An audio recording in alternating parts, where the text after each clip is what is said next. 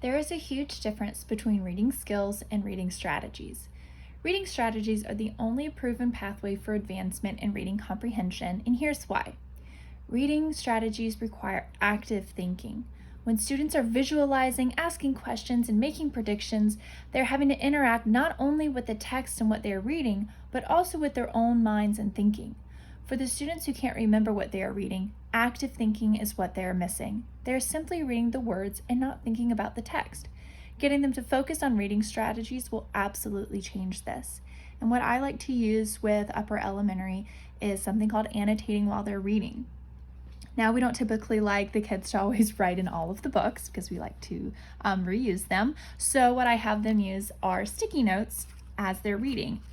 We use this some in class, but I would like them to use it more at home during their 20 minutes of reading a night. This will definitely help with reading comprehension, reading vocabulary, spelling, and text fluency. Those are the main things that we look at during our reading time.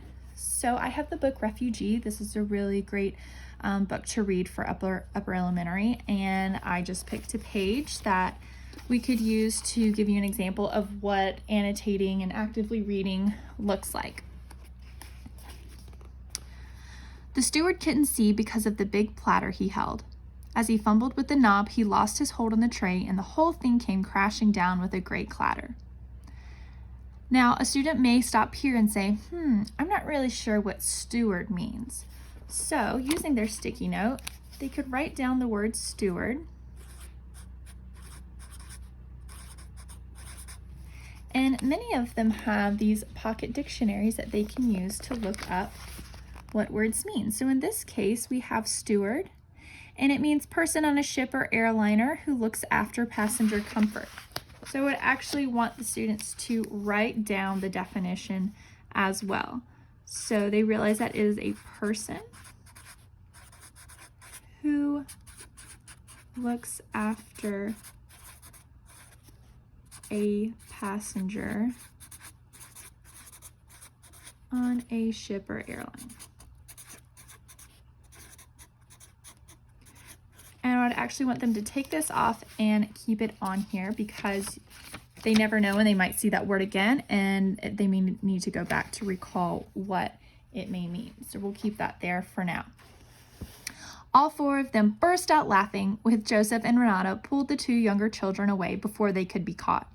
They collapsed behind one of the lifeboats, panting and giggling. As Joseph dried his eyes, he realized he hadn't played like this, hadn't laughed like this for many years.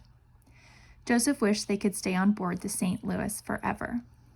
Okay, so something else that students need to work on other than just their vocabulary skills is their character trait skills.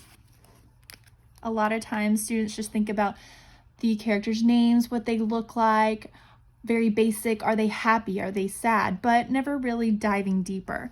So this would be a chance for us to write down some of their names, Joseph, and think about, okay, what is Joseph like here? A lot of times the kids want to go straight to, well, he's happy. Okay, yes, he is happy, but how do we know that he's happy? Because he is laughing, so he likes to laugh.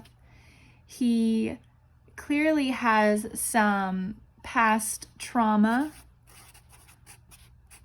because he actually starts to cry because he realized he never played like this, right? So we can infer from that he may not have had the best childhood.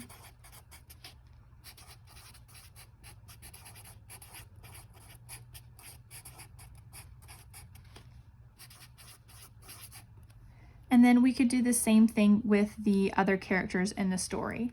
But this is something good to do not only once, but multiple times throughout the story to see how their lives change. So earlier in the book, we could have already written something down about Joseph that he wasn't laughing. He didn't seem very happy. And then at this point in time, he's bursting out laughing. So the kids are starting to see, oh, our characters changed throughout the story. They're not just the same person throughout the whole entire thing. So again, this is something else that we can save and always look back on. Anytime they come to the end of the chapter, this is always a great place to stop and make predictions and inferences about what they think will happen next. It can either be a statement of I predict or I infer they will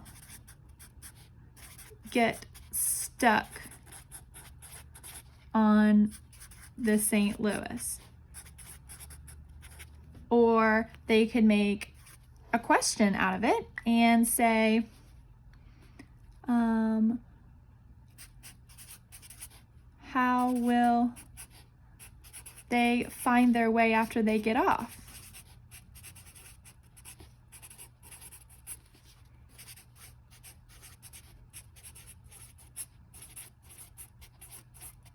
And again, these are questions they can always come back to, or their predictions, to see if they were correct or if their questions were answered.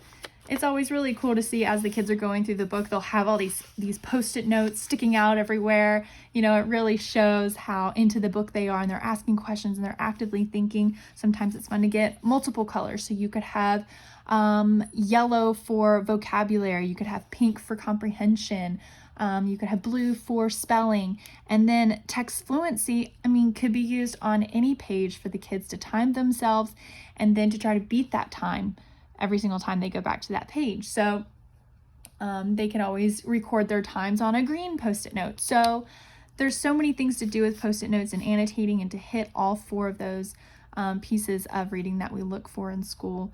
And this is just such a great tool to use in class and at home. And I hope that you will encourage your child to do this as well for their 20 minutes of nightly reading, and just watch how much their reading improves in everyday life.